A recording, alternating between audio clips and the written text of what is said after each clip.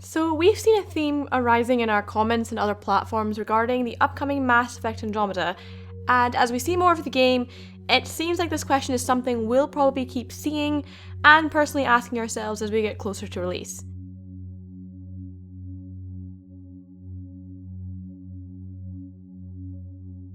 Hi, this is Rima from MEOdyssey, and today I'm going to look at what we've seen from Mass Effect Andromeda so far and compare it to the last Bioware FROSTBITE title, Dragon Age Inquisition. I'll lay down all the similarities and differences I can find and possibly answer the question, is Mass Effect Andromeda Dragon Age Inquisition in space? As best as we can before release.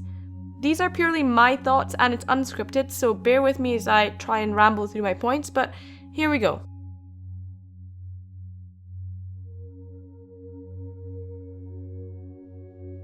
The most obvious comparable similarity between the two of them is the fact that both the games use Frostbite, which means that you will see similarities in colouring, in assets, in just the way they look in general, and that's just a given. It's the same developer using the same engine. Mass Effect Andromeda does follow the footsteps of other EA titles that have used Frostbite, including Battlefield, Battlefront, and Mirror's Edge Catalyst, who have all been out, and you can see how good they look anyway. And it looks like Mass Effect is shaping up to be a very beautiful game, so I'm not really worried about that anyway. Mass Effect was more of a linear storytelling platform. So Mass Effect 1, you had these planets that you could take the Mako down and explore, and they weren't mandatory to go down to, but there wasn't that much to do. And you get to Mass Effect 3, it's pretty much go to point A to point B, and you can't really visit other places other than really what's kind of mainly needed for your story. Dragon Age is the opposite. Dragon Age Origins and Dragon Age 2 particularly were very linear. There wasn't that much to kind of go and explore outside your main areas. And when you got to Dragon Age Inquisition, the areas opened up a bit. You had big areas that you could explore. There are missions and NPCs and areas that weren't mandatory for you to go to, so you would have a lot longer of an experience. They have used the term semi-open world for Mass Effect Andromeda, and it seems to be following the same guise as the Inquisition, but in a bigger scale. So you have these areas that are massive but are enclosed, and they have missions, there's NPCs, things to explore, and things to do. There's also the idea of how you traverse these lands. So Mass Effect Andromeda will have forward stations, which are things that you deploy basically for your survival, but also create fast travel points. And they're very similar to the campsites that you did in Inquisition, where you would set up a campsite where you could fast travel to gain resources, things like that. And the main aim of Mass Effect Andromeda for these planets are that you do your story missions, you explore, and you're trying to gain the viability of this planet to create a foothold in the Andromeda Galaxy and build up the Nexus and the Andromeda Initiative. And that follows the same guise as Inquisition in a similar way, where in Inquisition you would try and establish these places, sort the problems so you can create a forward point for the Inquisition. Andromeda seem to be doing it in a way more complex and way more intelligent way, I think. But you can see that they had the idea in Inquisition and they've kind of refined it and tried to make it into a way that's a little bit more appropriate for the Mass Effect universe. You've also got certain points from Inquisition that have seemed to have carried over, like the navigation marker on the top of your screen, which you can use to kind of go around these worlds because it's going to be massive and you're probably going to get lost if you don't have a marker, and the map that follows the same kind of guise as the Inquisition map.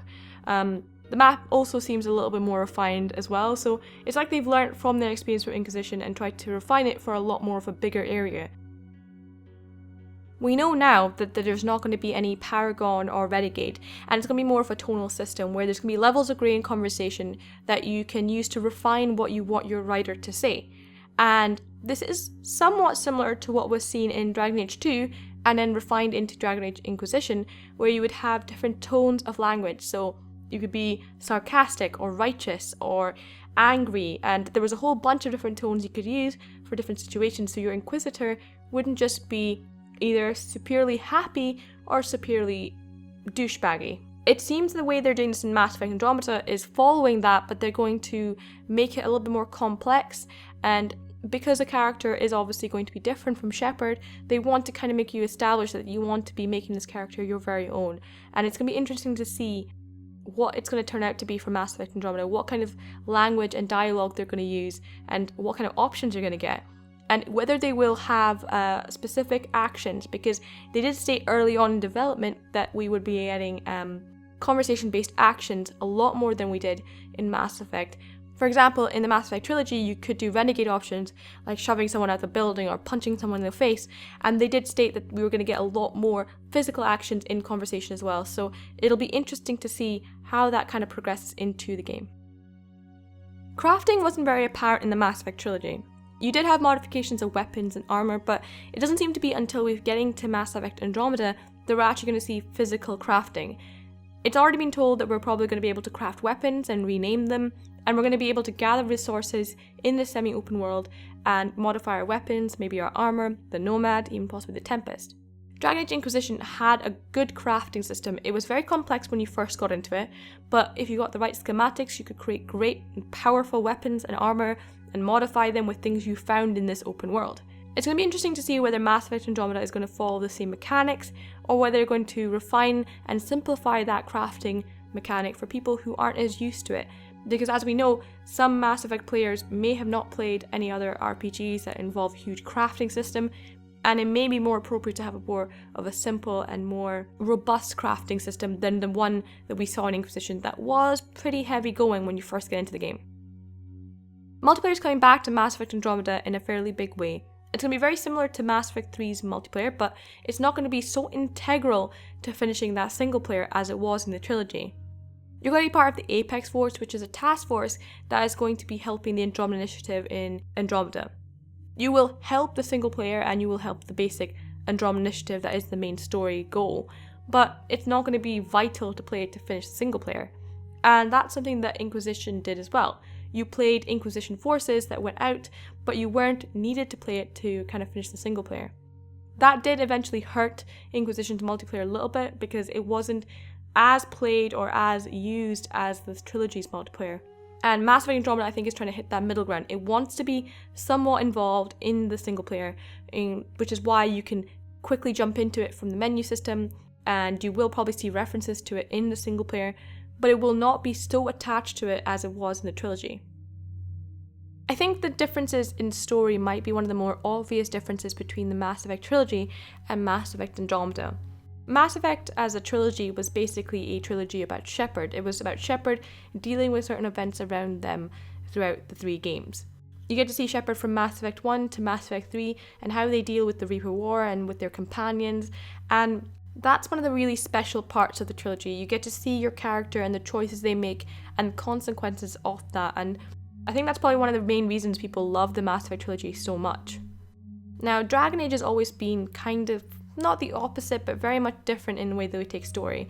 It's more about events, things that happen, and the characters that see it. So each game is about a different protagonist, and it's mainly about an event that happens. Origins is about the 5th Blight, Dragon Age 2 is about the Mage Rebellion, and Dragon Age Inquisition is about the Breach. And each of these games have 3 characters that pop up, who are somewhat linked in the story, I guess, but they are independent characters of their own. Whatever the Mass Effect is going to be from Andromeda onwards, it's not clear whether it's going to be a trilogy or a series, but it has been hinted that the writer's most likely not going to be the protagonist. And it feels like maybe Mass Effect is now moving to being that. It's going to be more about humanity in Andromeda rather than Ryder in Andromeda, which is going to be fairly different for us as Mass Effect fans to take. But that's not saying that we're not going to see Ryder in future titles. We just may not see Ryder as our main protagonist, which is maybe something we may need to adjust to, but it really depends on how they handle Mass Effect Andromeda and how they handle that story. And the last similarity I really see between these 2 games is a very much a mechanical gameplay aspect. So it has been said that we'll have some super bosses on these planets. Whether they're going to be on all the planets, I don't know, but they are going to be these super bosses that we have seen in trailers. There are these massive creatures, some of them are mechanical. I don't know whether they're all going to be mechanical, but they look immense, and you need to be fairly high level to kind of take them on. So the idea is you work up to them, you take them down, you're most likely going to get some gear that's probably going to be pretty badass. This is completely unlike anything really Mass Effect has ever done, and it is a very much of an open world RPG element that you kind of get to see in other games like Final Fantasy, Horizon Zero Dawn, Dragon Age Inquisition. And Dragon Age Inquisition does have, I guess, super bosses for their lands, which are specifically the dragons. The dragons tend to be on each of the different areas. Some have more than one, and when you take them down, you get special loot, special equipment, special resources that are very rare and important. We'll need to wait and see what kind of challenge these super bosses are going to be, but from all the gameplay we've seen so far, they look like they're going to be pretty tough, and we're going to have to work our way to them rather than try and take them on head on and get super murdered.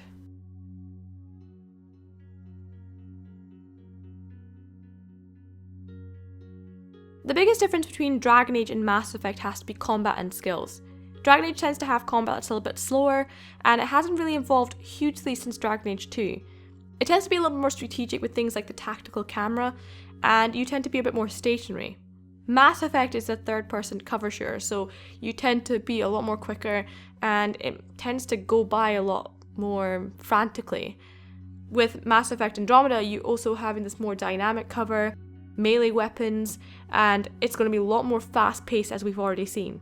Skills in Dragon Age tended to be more based on the class, so you tended to either be a mage, a rogue, or a warrior. In Inquisition, they tried to mix up a little bit with rogues and warriors tending to be able to use different weapons, but in general you were kind of stuck to your class because your class kind of determined your story, especially in Origins where you started off with your class probably determining who you were. And that was kind of the same with the trilogy. In the trilogy, you couldn't really switch from being an adept to an engineer or a soldier to an infiltrator. You were kind of fixed. But Mass Effect Andromeda kind of wants to move away from that. So you have your 7 profiles, which are a mix of different skills, and you can pick between the biotic, the soldier, and the tech skills. And you can make weird combinations that you've never been able to see before, and you're not stuck. You can transfer them and change them, which is going to make gameplay so much more, at first, frantic, because you're not going to really know what you want to do. But once you kind of refine what you want to play around with, you can try everything out. And we're going to be way more open to try all these different skills out. Now, I know that I said that story is probably going to be one of the things that's very similar between Dragon Age Inquisition and Mass Effect Andromeda, but that was more in the realm of what they were going to do with their protagonist. I feel like in the story-wise, we're probably still going to feel like this is a Mass Effect experience. The game is going to put so much focus on things like exploration, discovery, and development of relationships with races that is such a Mass Effect thing that it's going to feel like a Mass Effect experience. And it's also going to feel, I think, going to carry over that space opera-esque storyline rather than just being the fantasy grade good versus evil that we see in the Dragon Age series. So I don't think we're going to really worry about the fact that it's not going to feel like a Mass Effect game. They've also stated that fetch quests and filler quests that were apparent in Inquisition gameplay-wise aren't going to be as prominent as they were in Inquisition. You're going to feel like the missions you're doing are more meaningful and more important to your character and the storyline as a whole, following more the path of Witcher than Inquisition. Now, I did say earlier that I think Mass Effect is now going to start mirroring Dragon Age's approach to how they introduce protagonists, but I think their protagonist in Mass Effect Andromeda is going to be completely different to anything you've ever seen in the Dragon Age series. Ryder is someone who has a family, who has a definite personality, and who does have a connection to the Mass Effect universe as a whole. They have a background and a history. Now, Shepard wasn't really hugely a big character, as in they had a massive personality. They were meant to be someone you could kind of implant yourself onto. But they did have a background, and as you got to know Shepard over the 3 games, you genuinely were sad when they were gone. You got to know them and connect to them, especially in the later games in Mass Effect 2 and Mass Effect 3. Dragon Age have great characters, but their protagonists tend to be more of a blank slate for you as a player. So in Origins, you had basically the most blank slate you can have. You had a voiceless character, and for me, that was very, very hard for me to kind of connect to that character. Though they did have origins, they weren't just characters that had a personality, and you were more kind of influenced by how other characters reacted to you. In Dragon Age 2, you had Hawke, who definitely had a personality and even had a family, but then when you moved to Inquisition, though you had a well-voiced character who dealt with all your companions and the situation really well, they didn't really have a background other than what they were in the Inquisition. Another huge difference between Mass Effect Andromeda and Dragon Age Inquisition is the fact that Mass Effect Andromeda will not have an approval system. For those of you who don't know what that is, in Inquisition, certain decisions and choices you made would change the approval of your companions. So if you did something they liked, they would approve, and if you did something they didn't like, they would disapprove. And that would be different for each of the characters depending on their political and moral kind of standings. You could push it either way. If you got them to approve a lot, they would end up becoming your friends, really good allies. It could trigger quests and even romances. And if you pushed it the other way and got them to disapprove, they generally could hate you, some of them could try and hurt you, and some of them could just leave you. It was a great way to see how characters and consequences could be tied, and sometimes you are more careful about siding with different people depending on how your companions may react.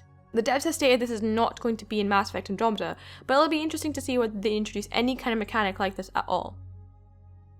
And I think the last difference between Mass Effect Andromeda and Dragon Age Inquisition is a huge gameplay mechanic, and that is the NOMAD. The NOMAD is going to play such a vital role in Mass Effect Andromeda's gameplay that it's going to be something silly if I don't talk about it. Now, in Inquisition, because the areas were fairly larger, you did have mounts that you could ride and kind of traverse the land, but other than being able to take you from point A to point B a little bit faster, they didn't have any other use. In fact, I barely used them because I felt like you wouldn't be able to speak to your companions and have that banter, so I tended to traverse them by foot. The NOMAD is going to be so integral to the gameplay in Mass Effect Andromeda that it's going to feel, I think, like another companion. It's not only going to allow you to traverse the land, it's going to allow you to help in combat, act as cover, be a resource to you. You're going to have your companions with you and you get to upgrade it. So it's going to feel so crucial to you that in the end you're going to feel a huge connection to that NOMAD, way more than you did your horse in Dragon Age Inquisition. From what we've seen so far, there's clear similarities between Bioware's previous Frostbite title and the upcoming Mass Effect Andromeda. But that's a given, as they're both developed by the same developer. It's probably accepted that they probably learn and develop ideas from their different projects. And it seems that's what we have here, ideas and mechanics that were once developed for a previous game being refined to help elevate the story we'll be seeing in Mass Effect Andromeda. But this question's probably not going to get answered until we actually get to see the game in the next few weeks. But those were the similarities and differences I noticed from what we've seen so far of Mass Effect Andromeda. But as normal, I want to know what you guys think of what we discussed in the comments below. If you like this video, please like and subscribe, and please share this video to help the channel grow. Thank you so much for sticking around with me as I try and ramble through my points, and with that, I will see you next time.